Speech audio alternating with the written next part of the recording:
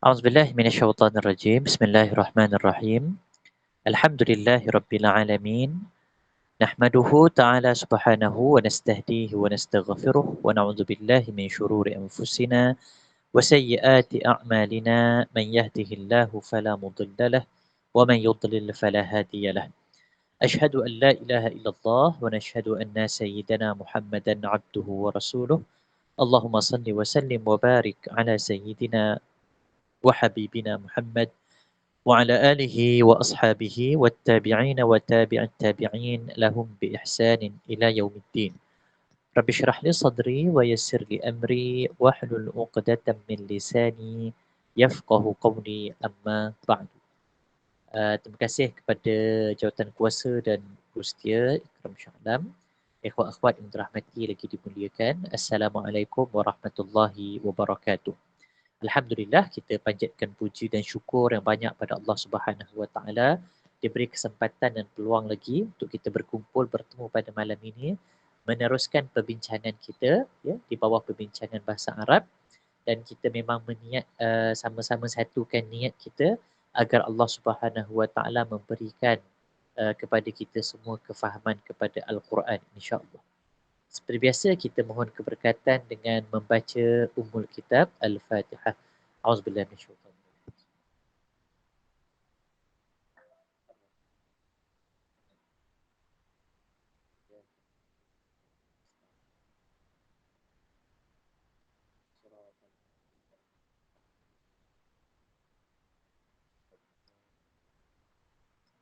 rajim. Alhamdulillah. Wassalatu wassalamu ala Rasulillah wa ala alihi wa sahbihi wa man tabi'ahu wa man nasarahu wa wala. InsyaAllah. Untuk perbincangan malam ini kita akan buat maknanya ulang kaji ya, berkaitan dengan apa yang telah kita bahas sebelum ini, surah Al-Fatihah dan tajuk-tajuk yang telah pun kita bincangkan pada pertemuan yang lepas. Okey, kita mulakan dengan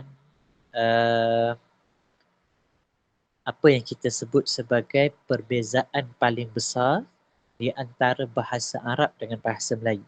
Ya, itu perkara pertama yang kita bincang sebelum ini. Perbezaan yang paling besar antara bahasa Arab dengan bahasa Melayu ialah bahasa Arab adanya ganti nama atau kita sebut sebagai dhamir.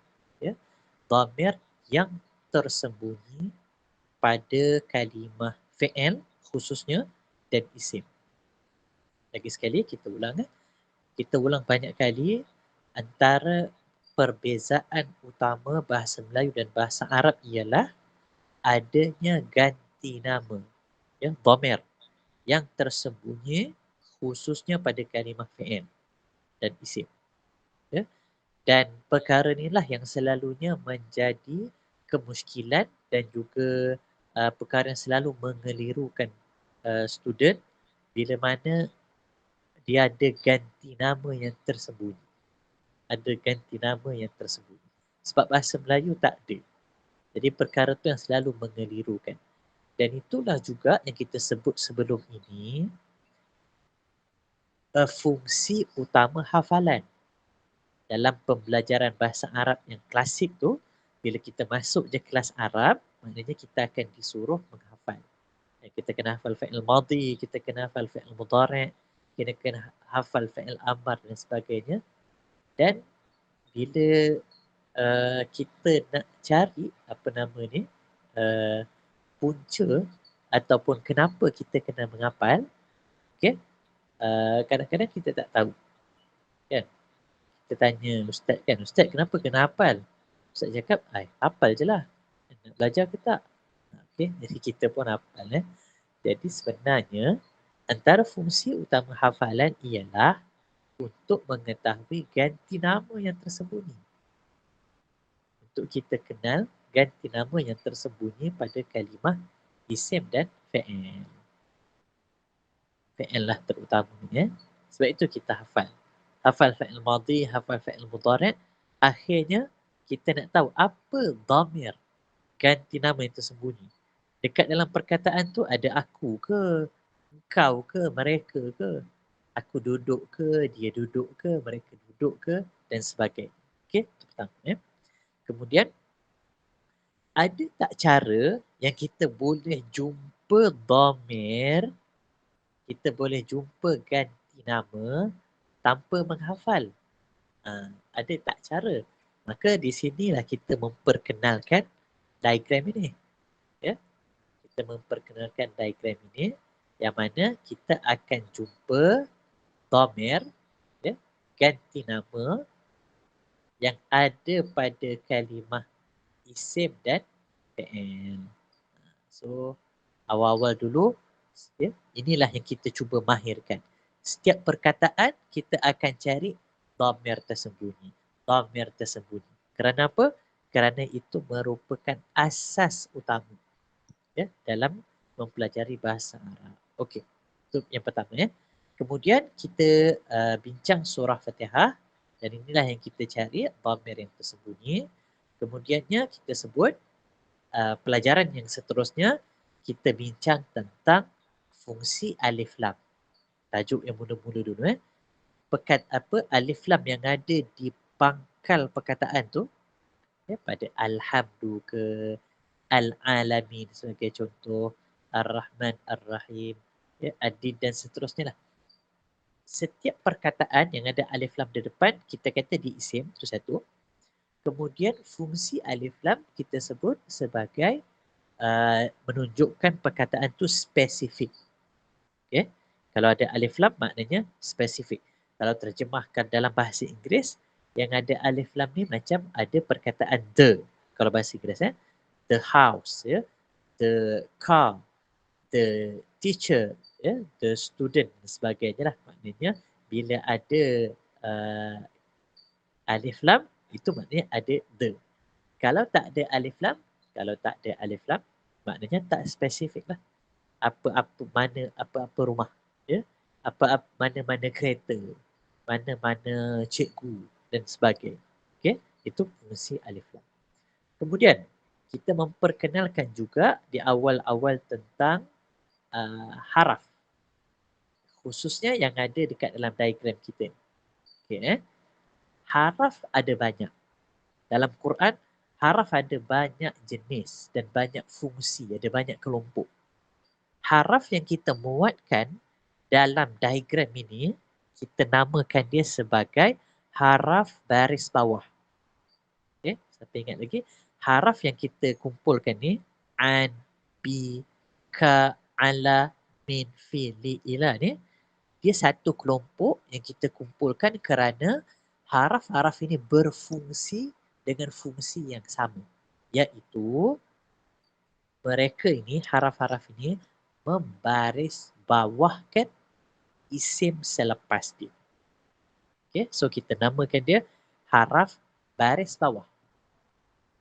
Kenapa kita panggil dia haraf baris bawah? Sebab kerjanya membaris bawahkan isim.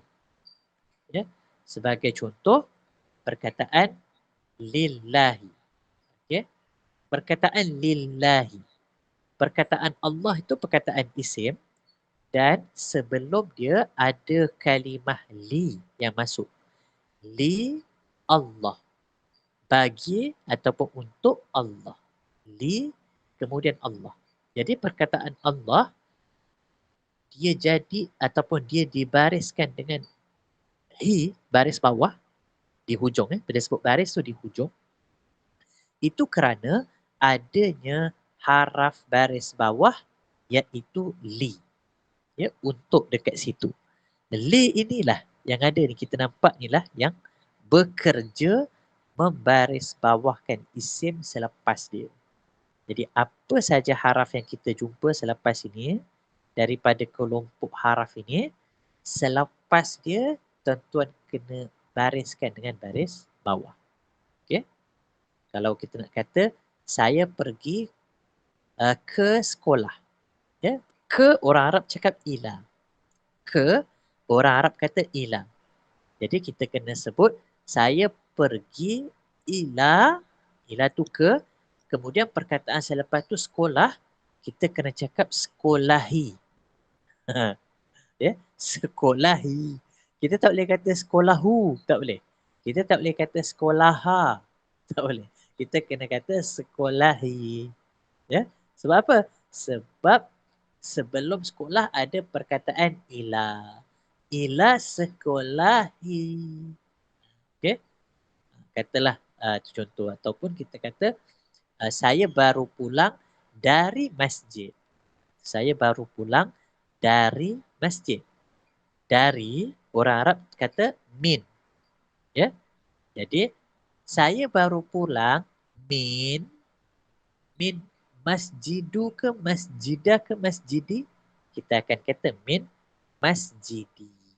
Saya baru pulang min masjidi, baris bawah. Okey, sebab kelompok haraf ini fungsi dia membaris bawahkan isim selepas ni.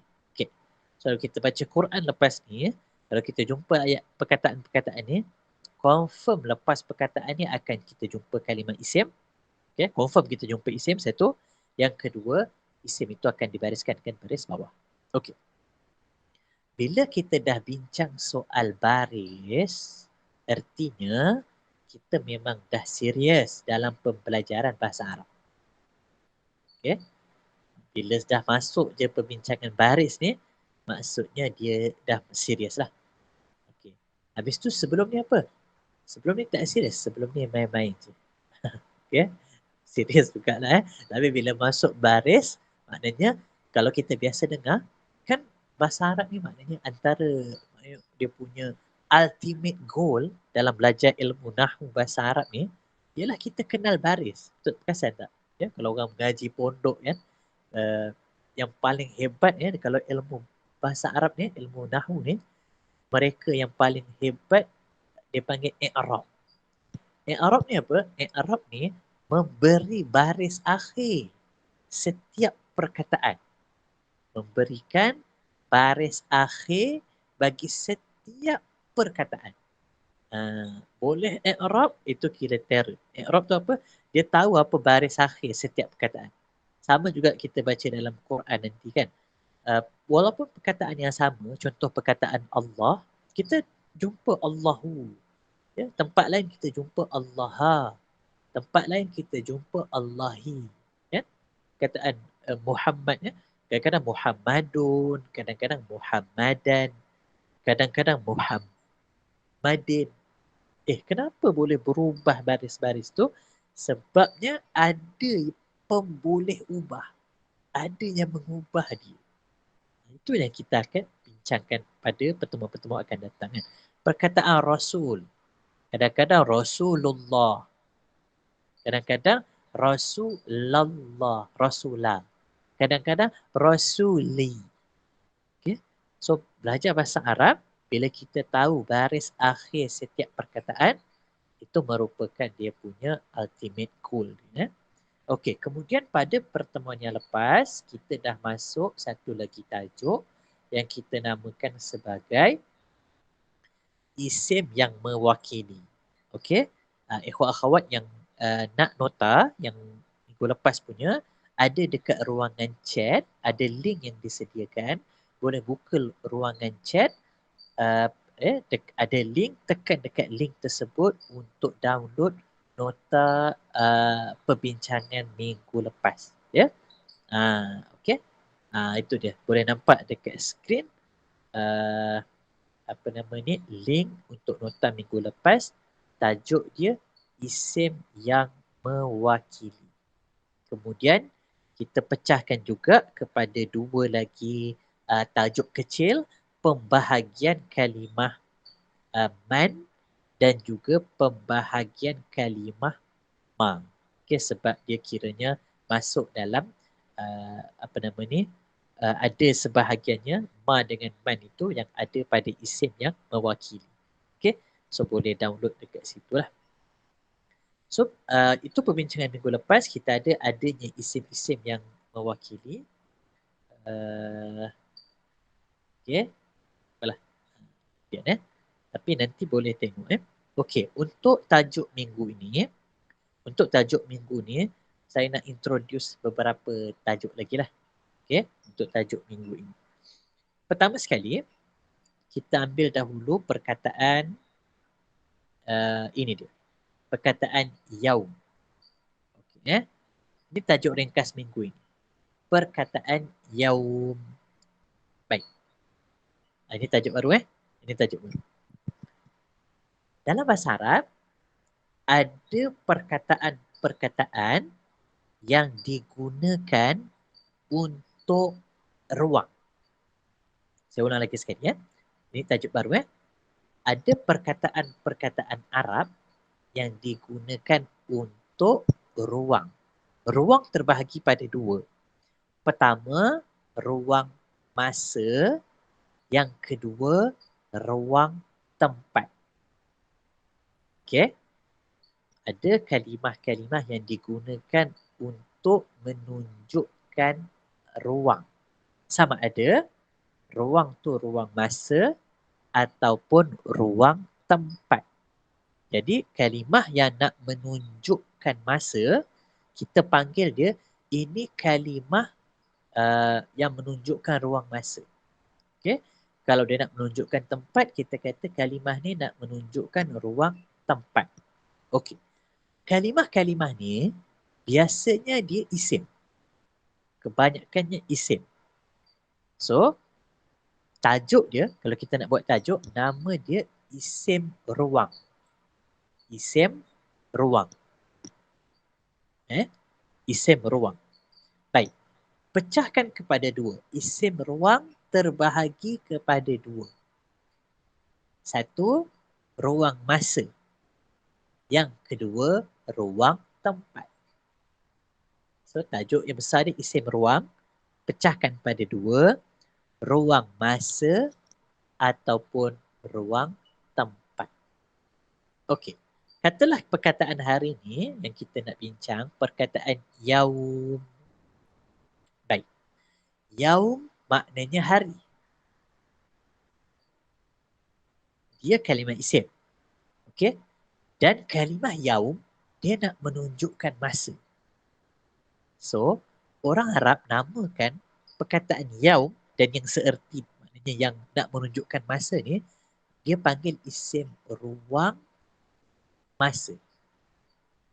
Jadi, perkataan yang kita jumpa nanti, kalau kita jumpa perkataan bulan, perkataan minggu, perkataan tahun, ataupun apa saja perkataan yang menunjukkan masa, maka itu kita panggil dia isim ruang. Ruang apa? Ruang masa. Sebab dia nak menunjukkan masa. Okay. Yang kedua, isim ruang yang kedua, kita panggil ruang tempat. Kalau kita jumpa kalimah-kalimah yang nak menunjukkan tempat. Contoh, di depan. Di depan, di belakang. Di tepi, di kiri. Ataupun di kanan. Di bawah. Yang nak menunjukkan apa nama ni tempat, itu namanya isim ruang juga, tetapi isim ruang tempat. Boleh Dan ada juga isim ruang yang dia boleh masa dengan tempat. Dia tengok keadaan. Dia tengok ayat. Contohnya perkataan sebelum ataupun selepas. Ya. Perkataan sebelum, ya. Qabla kan. Sembahyang sunat qabliyah. Sembahyang sunat ba'diyah tu kan. Jadi perkataan qabla dengan ba'da tu, itu isim ruang. Ya, qabla, ba'da. Itu isim ruang. Ruang apa? Tengok keadaan. Kalau ayat tu kata, kita akan jumpa sebelum asar. Kan? Kita akan jumpa sebelum asar. Qabla asar. Jadi, qabla tu isim ruang masa. Okay. Kita akan berjumpa sebelum kedai mamak. Contohnya kan. Kita akan jumpa sebelum kedai mamak. Dekat tempat yang berada sebelum kedai mamak. Contoh. Jadi sebelum dekat situ, dia jadi tempat pula. Sebab dia nak menunjukkan tempat. Okay, sama juga ba'da kan. Ba'da pun boleh jadi antara salah satulah. Ba'da asar itu ruang masa. Perkataan ba'da tu. Asar pun boleh. Dia isim ruang masa juga. Ataupun kita kata selepas balai bomba. Awak ada dekat mana? Saya ada ba'da balai bomba. Okay. Saya ada ba'da balai bomba. So, ba'da itu ruang tempat. Sebab dia nak menunjukkan tempat. Okay. So, ni tak ada apalah. Ni mudah je kan. Nama dia isim ruang. Tajuk dia. Dia kalimah-kalimah yang menunjukkan ruang. Dan ruang ni kita bahagikan pada dua. Kalau dia ruang masa, kita kata isim ruang masa. Kalau dia tempat, kita namakan dia isim ruang tempat. Okey, itu maknanya perbincangan ringkas. Maknanya tajuk pertama malam ini. Baik, tajuk yang kedua. Okey, tajuk yang kedua, ini maknanya penting lah. Ini tajuk yang kira penting ya. Okey, untuk tajuk yang kedua, tajuk ini kita namakan sebagai cara orang Arab membina ayat. Okey. Cara orang Arab membina ayat. Baik. Orang Arab bila dia nak bina ayat, dia ada dua cara. Okey. Ni tajuk ni dia agak panjang sebenarnya dan dia ada kaitan dengan baris. Di akhir nanti sebenarnya memang kita nak introduce pasal baris. Macam kita sebut tadilah. Bila kita dah bincang pasal baris, maknanya kita punya perbincangan ni dah jadi semakin serius. Okey. Sebab dah masuk kepada betul-betul tujuan antara benda paling penting ya, dalam bahasa Arab.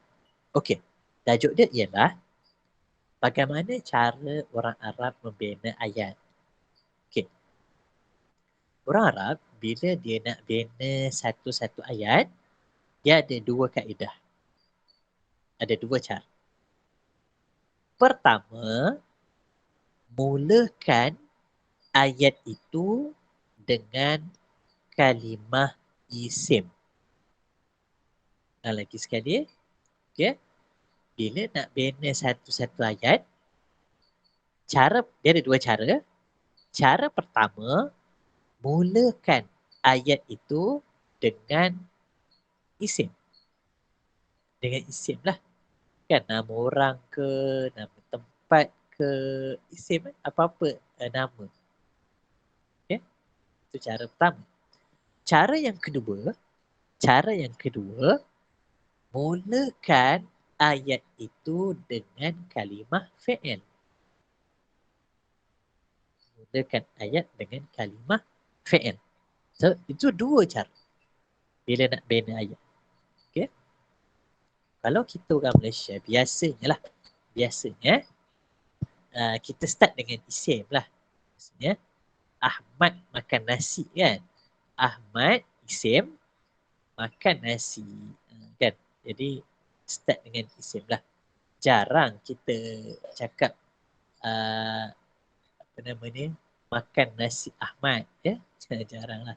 Ataupun makan Ahmad nasi. Dia tak apa-apa kena tapi orang Arab dia boleh macam tu. Dia boleh pilih dua. Sama ada dia nak kata Ahmad makan nasi, boleh. Ataupun dia sebut macam ni ya. Dia makan, dia start dengan fa'il tau. Dia start dengan fa'il. Dan jangan lupa bila kita translate bahasa Arab, bila fa'il, bila translate bahasa Arab, dia ada ganti nama lah kan. Itu bila kita translate. Okay. Dia makan, iaitu si Ahmad, nasi. Dia boleh pergi dua-dua cara. Sama ada Ahmad makan nasi ataupun dia makan tu fa'il tau. Okay. Dia makan tu fa'il Sebab apa kita start dengan dia? Sebab kita kan dah sebut tadi, ganti nama tersembunyi. Dhamir yang tersembunyi tu kita jangan lupa bila kita translate bahasa Melayu, kita kena sebut juga dia tu. Dia makan, ya, iaitu si Ahmad nasi. Dia makan, iaitu Ahmad nasi. Okey. So tu cara orang Arab membina rangkap. Boleh? Lagi sekali. Orang Arab bila dia nak buat ayat, dia ada dua cara. Pertama, mulakan dengan kalimah isim. Okey. Kalau dia start dengan kalimah isim, ayat tu ayat tu nama dia ayat isim. Okey, ayat isim. Sebab apa? Sebab ayat tu start dengan isim. Tapi kalau dia mulakan ayat tu dengan fi'il, maknanya dia panggil ayat tu ayat fi'il. Sebab apa? Sebab ayat tu start dengan fi'il. So, perlombaan dia antara isim dan fi'il sahaja. Ya. Perlombaan dia antara isim dan fi'il sahaja. Kalau start dengan isim, isim menang. Isim menang, okey, ni ayat isim dia panggil. Tapi kalau start dengan fi'il, fi'il menang. Okey, ni ayat fi'il. Jadi sebenarnya boleh nanti maknanya apa-apa sahaja ayat dalam bahasa Arab, kita boleh tentukan ayat tu ayat isim ke fi'il. Okey, sebagai contohlah kita ambil Alhamdulillahirabbil kan. Sebagai contoh, kita tentukan Alhamdulillahirabbil alamin ni dia satu ayat. Okey. Nak tanya, Alhamdulillahirabbil alamin ayat isim ke ayat fi'il? Jawapannya ayat isim. Sebab dia start dengan Alhamdu. Okey? Alhamdu ada alif lam merupakan kalimah isim. So dia ayat isim. Okay. Dan bila kita pergi dekat Ar-Rahman Ar-Rahim. Okey, Ar-Rahman Ar-Rahim. Ayat ni satu ayat lah kan? Ar-Rahman Ar-Rahim. Satu ayat. Ayat isim ke fi'il? Ini ayat isim juga. Sebab apa? Sebab dia start dengan kalimah isim. Okey. Settle. Okey. Maliki Yaumiddin. Maliki Yaumiddin. Ayat isim ke fi'il? Ini pun ayat isim. Sebab apa? Sebab dia start dengan kalimah isim. Raja yang memerintah. Okey. Kemudian kita jumpa Iyyaka na'budu wa iyyaka nasta'in. Okey. Kita kata iyyaka. Kita ambil satu, dia haraf. Okey, iyyaka haraf. Okey. Sekarang dia start dengan haraf. Iyyaka haraf. Macam mana nak buat? Cara dia, kita abaikan dulu. Abaikan dulu iyyaka, kita tengok perkataan selepas dia. Selepas iyyaka, kita jumpa perkataan na'budu. Na'budu maksudnya kami sembah. Baik. Na'budu ni isim ke fi'il? Kami sembah. Kami sembah dia fi'il. Maknanya ayat ini ayat fi'il. Walaupun dia start dengan haraf, tapi kita kata tadi perlombaan dia antara isim dan fi'il je. Haraf tak main. Haraf tak main. Okay? Kalau haraf datang dulu pun, kita buat tak tahu je. Kita haraf tak main. Yang lawan isim dan fi'il je. Walaupun haraf datang dulu, kita kata okay, haraf kita tak kira. Kita tengok apa yang datang selepas tu. Selepas tu kita jumpa fi'il, fi'il lah menang. Maknanya okey ni ayat fi'il. Fi'il jumpa dulu. Tapi kalau kita jumpa isim, isim lah yang menang. Okey? Walaupun mungkin haraf tu banyak. Dia start dengan haraf. Lepas haraf, lepas dia haraf lagi. Lepas haraf, haraf lagi. Tak jumpa lagi pemenang ni. Lepas tu baru jumpa isim. Okey, isim menang. Ini ayat isim. Boleh? Tapi kalau kita jumpa fi'il dulu, maknanya dekat sini lepas haraf iyyaka na'budu kami sembah fi'il, artinya ini ini ayat fi'il. Okey. Ihdinas siratal mustaqim. Ini satu ayat. Ayat ihdinas siratal mustaqim ayat isim ke ayat fi'il? Jawapannya ayat fi'il. Sebab apa? Sebab kalimah pertama ihdi. Tunjukkanlah oleh engkau. Tunjukkanlah olehmu. Isim ke fi'il? Fi'il. Fi'il apa? Fi'il amar. Okey, maknanya fi'il lah. So fi'il menang. Ini ayat fi'il. Okey. Sambung lagi. Okey. Siratal ladzina an'amta alaihim. Ini ayat isim. Ihdinas siratal mustaqim. Sirata jalan. Jalan ni isim lah. Okey, bukan fi'il. Ya, sampailah habis. Ghairil maghdubi alaihim waladdallin. So, itu cara orang Arab membina ayat. Berapa cara? Dua cara. Cara pertama, mulakan dengan kalimah isim. Kalau mereka mulakan dengan kalimah isim, kita panggil ayat isim. Cara kedua, mulakan dengan kalimah fi'il. Kalau start dengan kalimah fi'il, kita panggil dia ayat fi'il. Tapi kalau kita jumpa haraf dulu, nak buat macam mana? Buat tak tahu. Bukan buat tak tahu lah. Haraf tu yang kita buat tak tahu dulu, kita tengok apa kalimah selepas dia.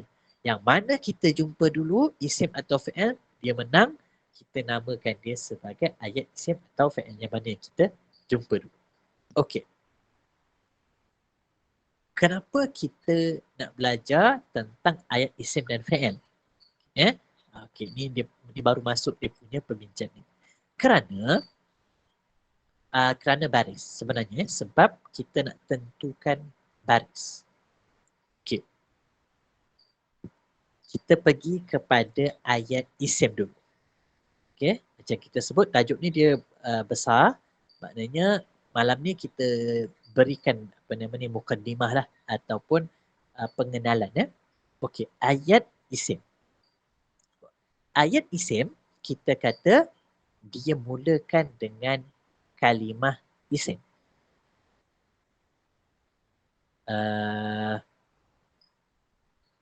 Bila mana ada ayat isim, okay, bila mana ayat tu ayat isim, kita kena cari dua maklumat.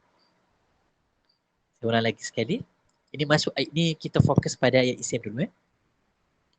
Bila kita jumpa ayat isim, kita kena cari dua maklumat. Pertama, subjek. Yang kedua, predikat. Okey. Cuma bahasa Melayu juga kan? Bila kita ada ayat isim, kita buat ayat isim, dua benda ni kena ada, wajib ada. Subjek dan predikat. Okay? Kalau tak ada, yalah, kalau tak ada, tak nama ayat lah. Okay? Bila nak lengkap satu ayat, dia mesti ada subjek dengan predikat. Itulah kita ambil buat contoh mudah bahasa Melayu kita. Rumah itu besar. Sebagai contoh, rumah itu besar. Itu satu ayat. Rumah itu besar, satu ayat. Okey. Rumah itu besar, kalau bahasa Arab, ini ayat isim ke fi'il? Rumah itu besar. Ini ayat isim lah. Sebab apa? Sebab kita mulakan dengan kalimah isim. Rumah itu kan. Rumah itu besar. Maksudnya ini ayat isim. Okey. Ayat isim, kita mesti cari dua perkara, dua maklumat. Kita kena ada subjek dan kita kena ada predikat. Rumah itu besar, subjeknya rumah itu. Rumah. Rumah itulah subjek. Okey? Kenapa dengan rumah? Apa predikatnya? Besarlah. Okey? Rumah itu besar. Rumah tu subjek, besar tu dia punya predikat. So tu rangkap isim, start dengan isim.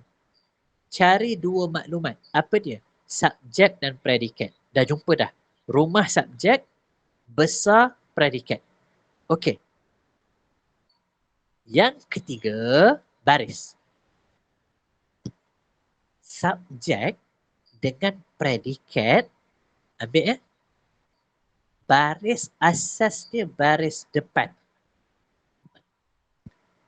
Ini dia punya cerita dia ni. Lagi sekali. Subjek dengan predikat, baris asas dia, ya, orang Arab letakkan baris asas dia baris depan. Bila sebut baris depan, kita terus bayangkan baris akhir. Boleh ya?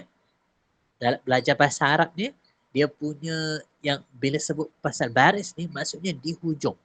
Macam kita sebut tadilah Allahu. Allaha, Allahi. Allahu baris depan. Allaha baris atas. Allahi baris bawah. Okey?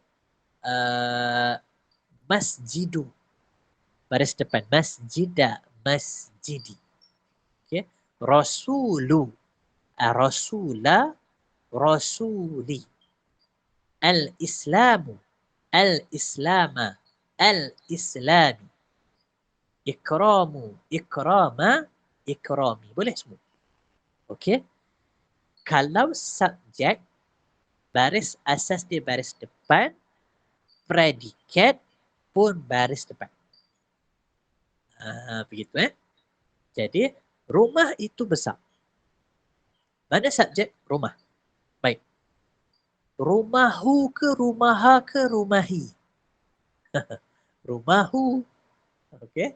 Rumahu. Besaru ke besara ke besari? Besaru. Nampak Rumahu besaru. Itu ayat isim. Satu. Sebab apa? Sebab start dengan isim, rumah. Ada tak subjek predikat? Ada. Apa subjek? Rumah. Apa predikat? Besar. Apa baris asas untuk subjek dan predikat? Kedua-duanya baris depan. Jadi bila kita buat ayat, rumahu besaru. Siapa baca rumaha ke rumahi, salah lah. Dia tak ikut kaedah. Nampak Ini dah mula masuk baris ni. Dah mula masuk baris, memang kita dah serius lah kan. Sebelum ni main-main Ini dah betul-betul serius. Okey. Rumahu besaru. Itu adalah rangkap isim. Okey. Allah, contoh ayat lain, ayat kedua. Allah Maha Besar. Allah Maha Besar. Okey. Itu satu ayat. Allah Maha Besar. Itu satu ayat. Ayat tu, Allah Maha Besar, ayat isim ke fi'il? Tengok perkataan pertama. Perkataan pertama Allah. Oh, Allah isim. So, ini ayat isim. Okay. Tentukan tu dulu. Ini ayat apa? Ayat isim. Kalau ayat isim, Ustaz kata kena ada dua benda lah. Dua maklumat kita kena cari. Kita kena ada subjek dan kita kena ada predikat.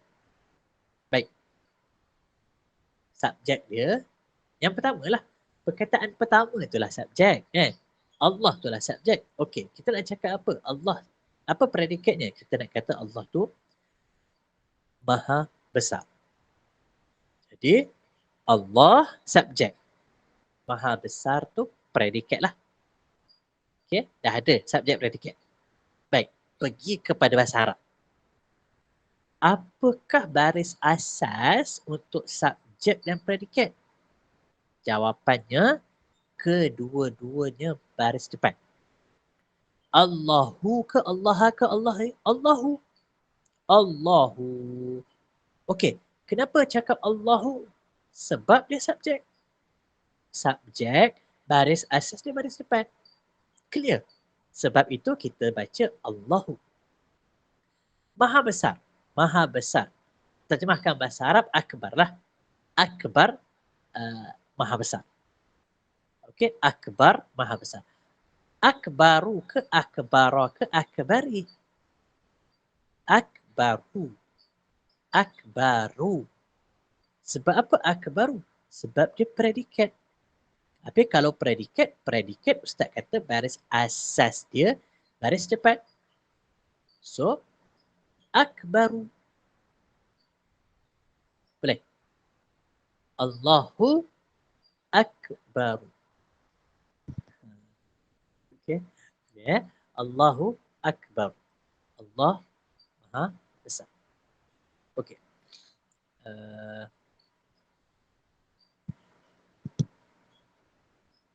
Kalau orang azan kan, katakan dia sambung. Kalau komat kan, Allahu akbar, Allahu akbar. Betul. Kalau kita Allahu akbar, Allah, tu dari sudut ilmu nahwu tak berapa tepat lah. Okey. Kalau ada orang maknanya Allahu akbar, ra, dia cakap ra. So, tak berapa kena dari sudut ilmu nahwu. Okey. Jelas guys. So, itu untuk rangkap isim. Okey. Lepas ni bila kita dah start belajar, nanti akan ada yang tanya kan. Okay, akan ada yang tanya sebagai contoh. Boleh tak kita nak apply apa nama ni? Maklumat ni dekat semua dekat semua ayat. Okay, nak apply dekat semua, jawapannya susahlah. Bukan susah apa? Sebab dia tak boleh nak apply. Tak boleh nak apply maksudnya begini.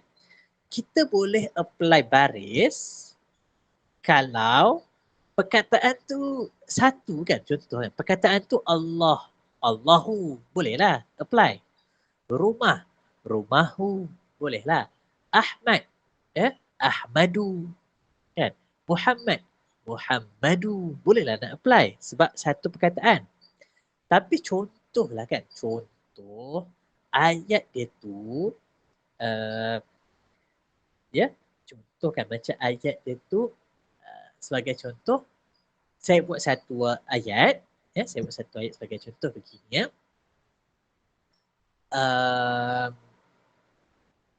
okey rumah yang didiami oleh Encik Adib dan isterinya di tepi sungai itu buruk. Contohlah kalau nak buat contoh kan. Okey, sekali lagi rumah yang didiami oleh Encik Adib dan isterinya di tepi sungai itu lama lah, lama kan, lama, rumah lama kan. So, tu satu ayat tau. Okey, rumah yang didiami oleh Encik Adib dan isterinya di tepi sungai itu lama, satu ayat.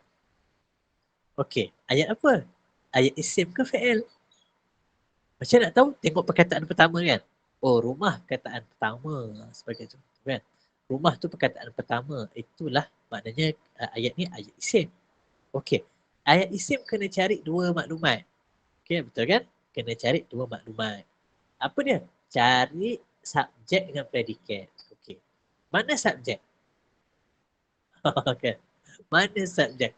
Subjek dia rumah yang didiami oleh ni kan, encik di tepi sungai itu, itulah maknanya subjek dia. Okey, kenapa dengan rumah tu? Rumah tu dah lama. So lama tu predikat kan. Jadi ni kita nak bagi tahu contoh. Adakah semua kita nak apply macam Allahu Akbaru tu mudahlah sebab dia satu perkataan. So kita boleh apply secara mudah. Tapi kadang-kadang bila buat ayat, bukanlah semua ayat direct to the point macam tu kan. Kadang-kadang orang buat ayat berbelit-belit pusing sana, pusing sini. So dekat mana kita nak baris depan tu? Dia jadi, maknanya dekat situ dia jadi apa nama ni? Jadi susah lah. Okay. Okay, kalau contoh macam ni pula kita ambil perkataan ayat pertama ni lah. Okay kan? Alhamdulillahi Rabbil Alamin. Okay. Dari sudut ayat dia Alhamdulillahi Rabbil Alamin. Ini ayat apa? Kita kata tadi ini ayat isim. Sebab apa? Sebab Alhamdulillah ini kan isim. So dia start dengan isim, ayatnya ayat isim lah. So settle. Betul. Baik, kalau ayat isim, berapa maklumat nak kena ada? 2. Apa dia? Subjek dengan predikat. Okey, mana subjek? Subjek dia Alhamdulillah. Itu subjek. Alhamdulillah. Segala puji.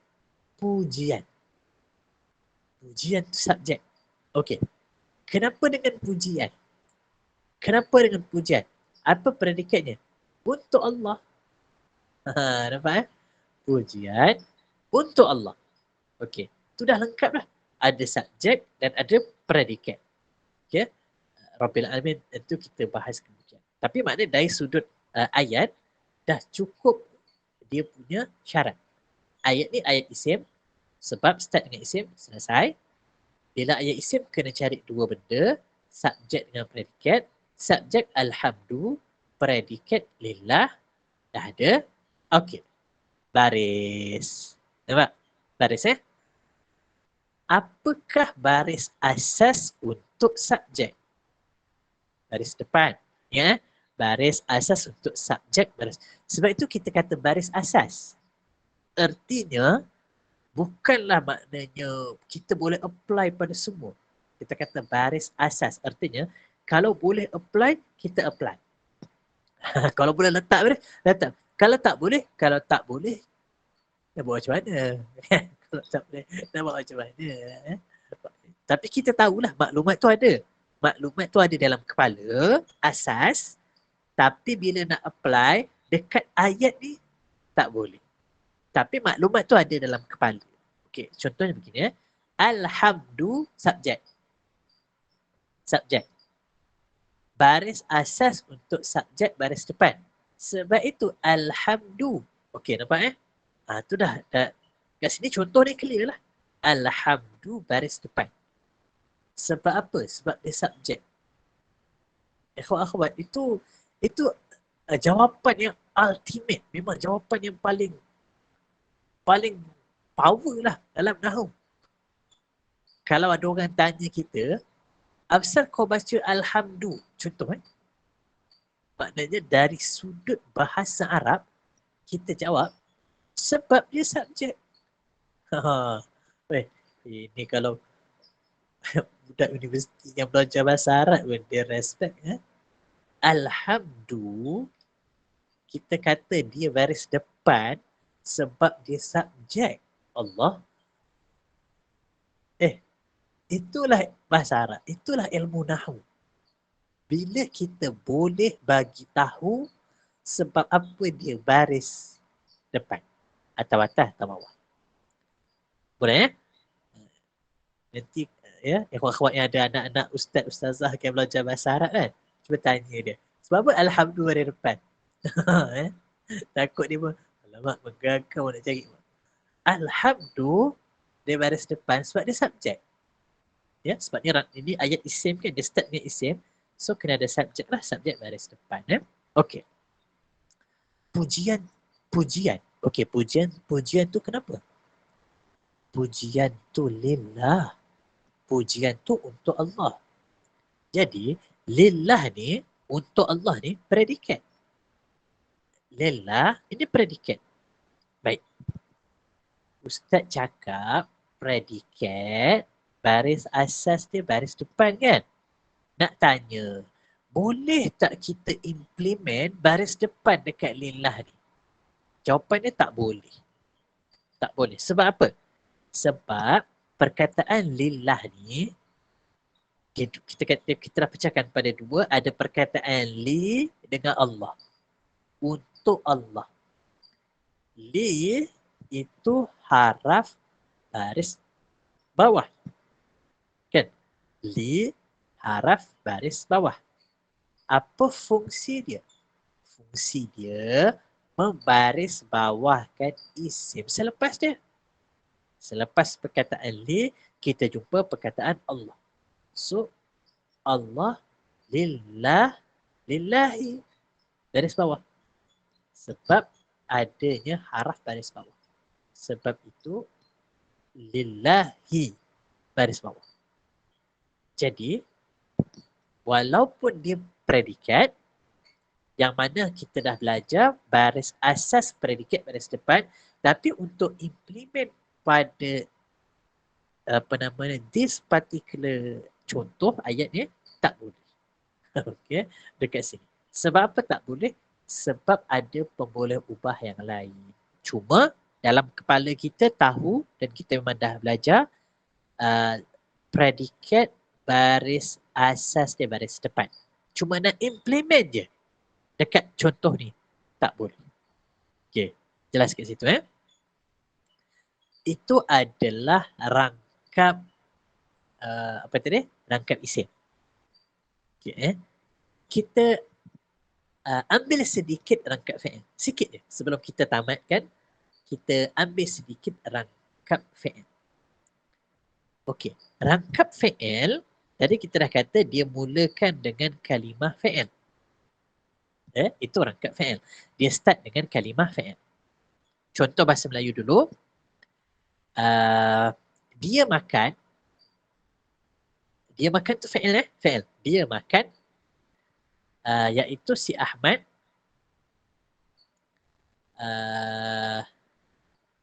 Makan nasi je kan? Ayam lah. Okey? Ayam Dia makan.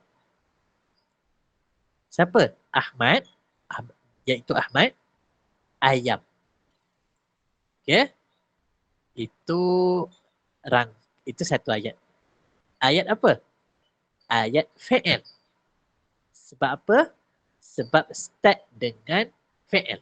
Dia makan tu fi'il. Okey.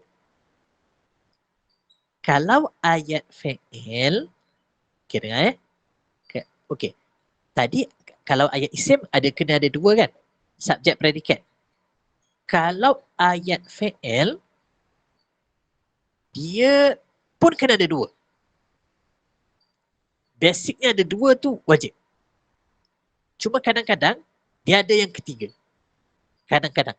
Kadang-kadang ada, kadang-kadang tak ada. Okey. Saya ulang lagi sekali Kalau rangkap fi'il, dia pun wajib ada dua dan kadang-kadang ada yang ketiga. Yang pertama, fi'il itulah perbuatan tu. Dia makan. Dia makan tu fi'il. Okey. Dia makan tu fi'il. Itu pertama. Yang kedua, kena ada pelaku. Orang putih cakap dua. Tak tahu betul kata Dua. D-O-E-R. Dua.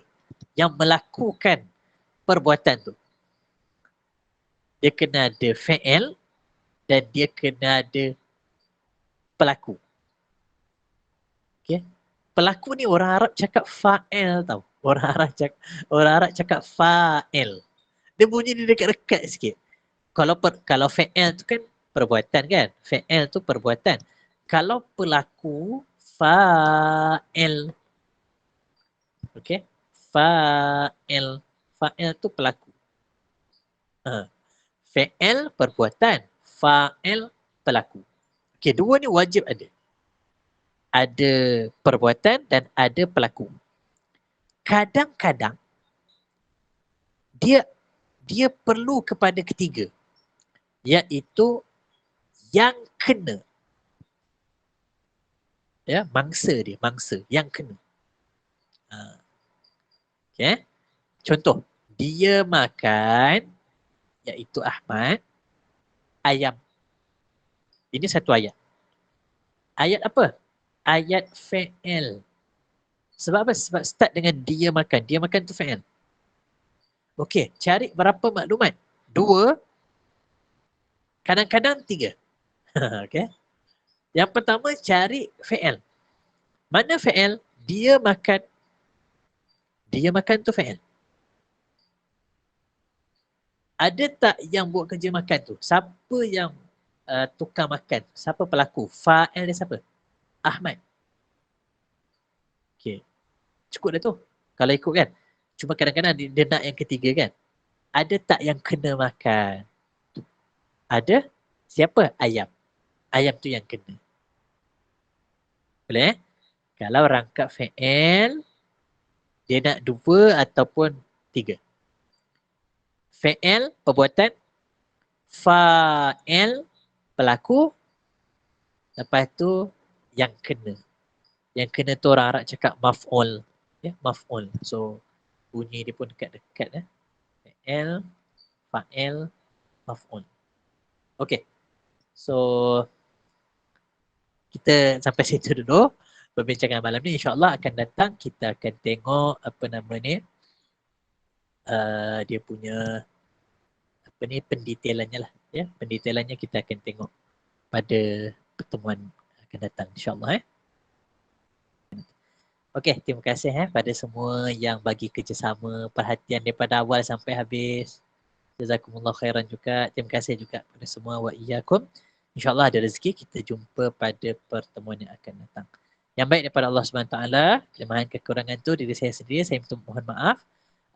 InsyaAllah kita jumpa pada pertemuan akan datang. Wa iyyakum. Ya, terima kasih juga pada semua. Terima kasih kepada Urustia dan Jawatan Kuasa. Kita tangguh dengan tasbih kafarah dan suratul asr. Subhanakallahumma wa bihamdika asyhadu an la ilaha illa anta astaghfiruka wa atubu ilaik. Bismillahirrahmanirrahim. Wal asr innal insana lafi khusr illa alladhina amanu wa amilus salihat wa tawasaw bil haqq wa tawasaw bis sabr. Terima kasih juga kepada semua. Wa jazakum mithlah wa iyyakum. Wassalamualaikum warahmatullahi wabarakatuh.